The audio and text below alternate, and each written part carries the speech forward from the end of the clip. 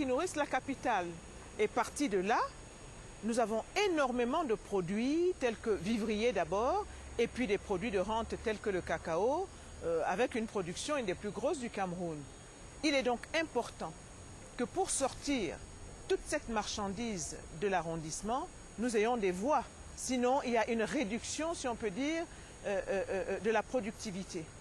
Il est donc important vraiment que Mbangasina puisse bénéficier, encore une fois, de la sollicitude, n'est-ce pas, du gouvernement, notamment en la personne du ministre des Travaux publics, qui a déjà fait le mieux qu'il peut. Je le comprends, je ne suis pas la seule commune, mais à qui je suis encore tenue, enfin, obligée au nom des populations de m'adresser à lui pour qu'il puisse vraiment désenclaver ce coin. Et je compte vraiment sur sa compréhension, d'ailleurs il l'a toujours été, pour que Mbangasina puisse avoir les voies qui lui sont nécessaires, surtout en ce moment.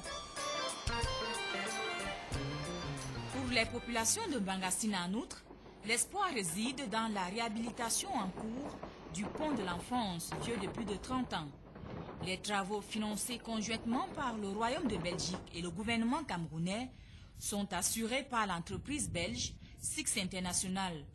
L'actuel ministre des Transports Bernard Messenga-Avom a procédé à la pose de la première pierre de ce chantier le 16 mars 2010. La fin des travaux est annoncée en décembre 2011. Nous sommes au niveau des installations de chantier. Dans l'installation de chantier, on a presque terminé. Ce n'est que la menuiserie qu'on est en train de construire que vous voyez là.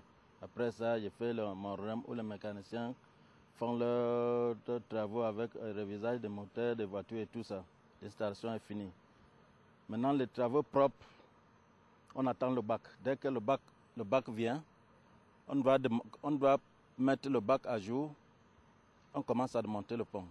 Dès qu'on commence à démonter le pont, c'est que les travaux ont débuté.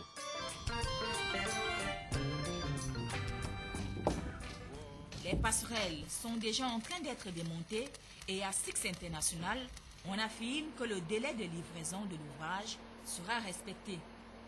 Si on démonte ce pont maintenant, quand il n'y a pas le bac, la population va vraiment souffrir. Parce qu'il y avait un moment où le bac de Natigal était en panne. On avait tous les problèmes. Toutes les voitures sont passées par ici. On avait tous les problèmes. Mais pour le moment, vraiment, ce n'est pas très grave parce que la circulation passe toujours. On les laisse passer. Il n'y a pas de problème.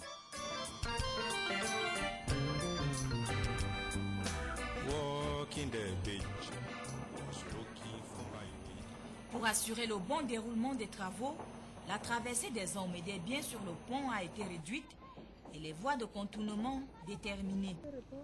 Premier axe, Yaoundé-Mbangasina en passant par Ebebda et Ombessa dans le département d'Umbam et Inubu.